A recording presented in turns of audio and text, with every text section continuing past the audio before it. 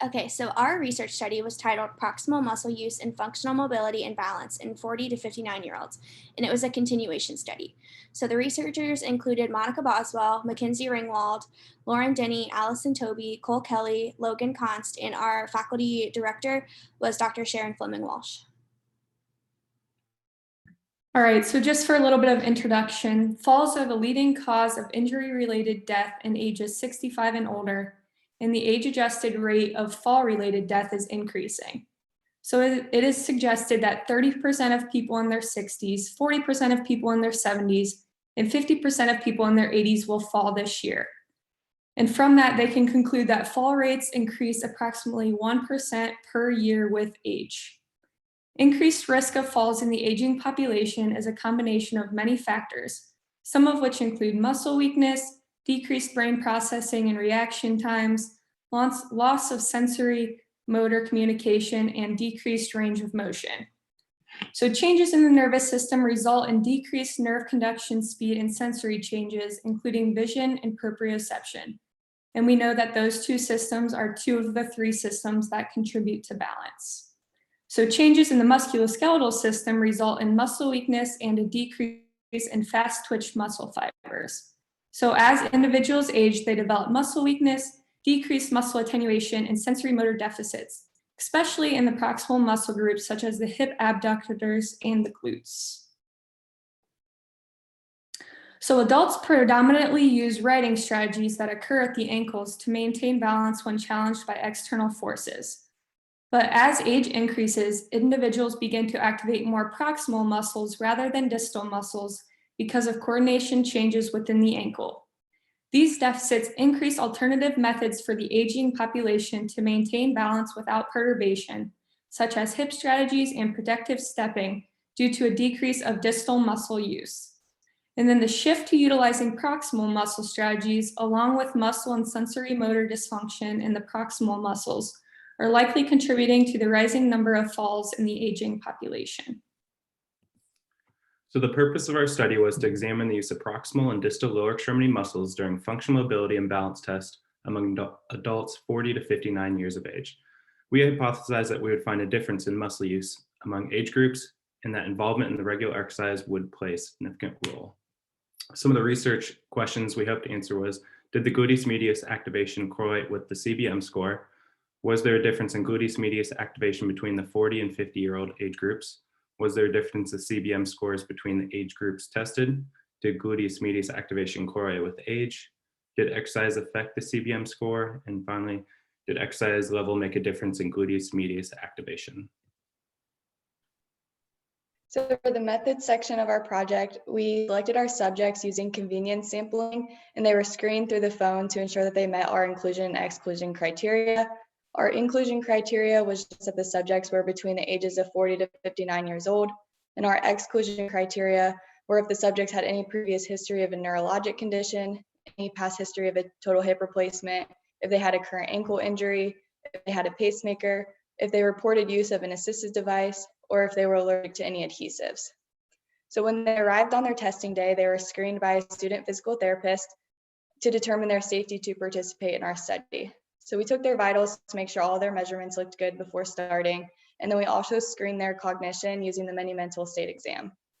We also got a baseline level of their physical activity using the Global Physical Activity Questionnaire, and this allowed us to know if the subjects exercised greater or equal to 3 times a week or greater or equal to 5 times per week. So we used the Neuroxin surface electromyography system to quantitatively assess muscle activation while the subjects performed static stance in the community balance and mobility scale. The electrodes were placed on the following locations bilaterally on the tibialis anterior, the rectus femoris, gluteus medius, gluteus maximus, lateral gastrocnemius, and the erector spinae. We also used motion sensors to quantitatively assess the balance strategies and combine the SEMG data with functional mobility. So we used the motion sensors on the subject's body using neoprene straps on the ankles, thighs, and hips. And then after the electrodes and motion sensors were placed, the subjects were instructed to perform a 5-minute walking warm-up. And then a student physical therapist led the subjects through a community balance and mobility measure and gave appropriate cues and instructions to complete the task needed.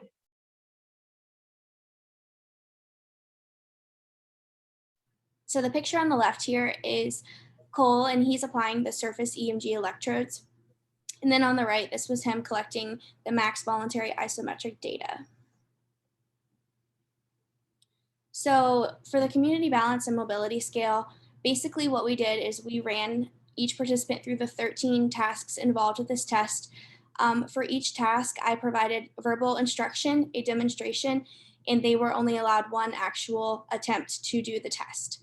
So we did add a few other tests to collect data on, such as step ups for 2 steps, ascending stairs, and ascending and descending stairs with a weighted laundry basket.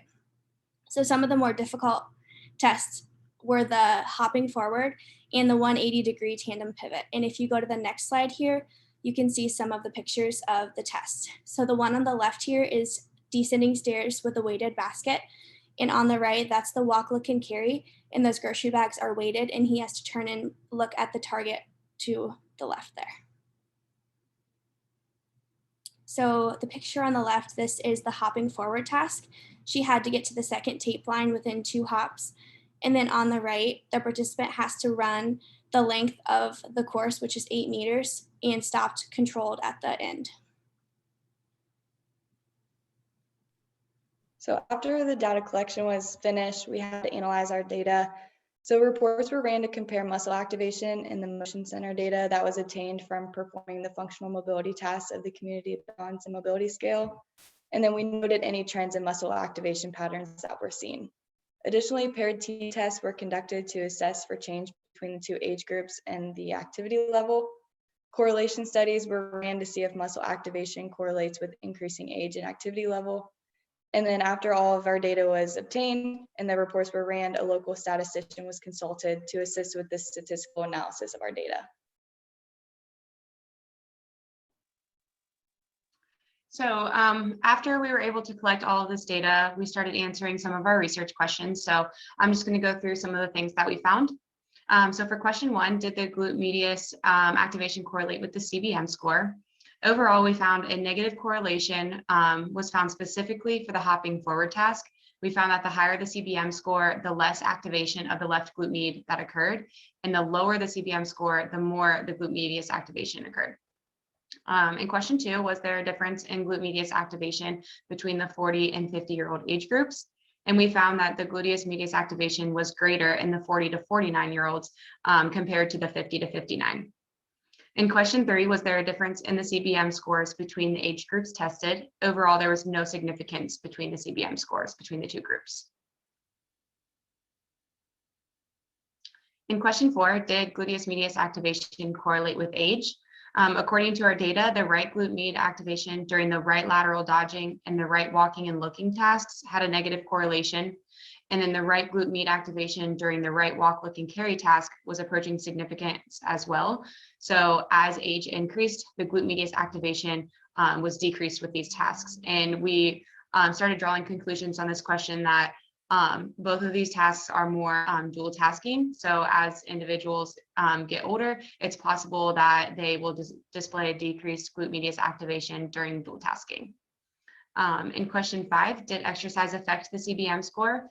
Overall, individuals who exercised less than 3 times a week for 30 minutes and then who exercised less than 5 times a week for 30 minutes had an overall decreased CBM score compared to those who exercised for greater than those timeframes.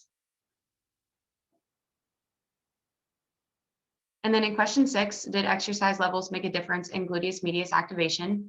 Participants who exercised 3 times per week displayed 2 tasks that were approaching significance. Those were the left glute medius activation for walking and looking and left glute med during walk, look, and carry. Both of these were dual tasking, so that shows us that the glute medius activation overall is impacted with dual tasking. So if participants are exercising less, we started to make conclusions here that if they're exercising less, they're using the glute med more because the other muscles in the lower extremities are not as strong compared to those who are exercising more. They're able to activate more muscles and help, they're using those muscles to rely on rather than the glute med for all these variety of tasks. And then based off our results, we were able to establish some conclusion points. And these conclusive points include that ankle strategy may be a better balance reaction for single leg activities. We saw that individuals with increased gluteus medius activation for single leg activities may have decreased balance reactions. We also saw as a whole, 40-year-old participants had greater gluteus medius activation than 50-year-olds. We saw that there was no significant difference noted between age groups on mean CBM scores. We also saw that gluteus medius activation decreased with increased age. We saw increased frequency and duration of exercise, actually increased CBM score. Dual tasks increased gluteus medius activation, and we also noticed that sedentary individuals required greater gluteus medius activation to complete stairs. And then just looking at our study limitations, we did have a smaller sample size. We had to utilize convenience sampling to recruit our participants. We only honed in on a specific age group, and we had limited generalizability. And then just looking towards the future here for further research, we'd like to use a wider range and also increase our overall sample size. And here are our references.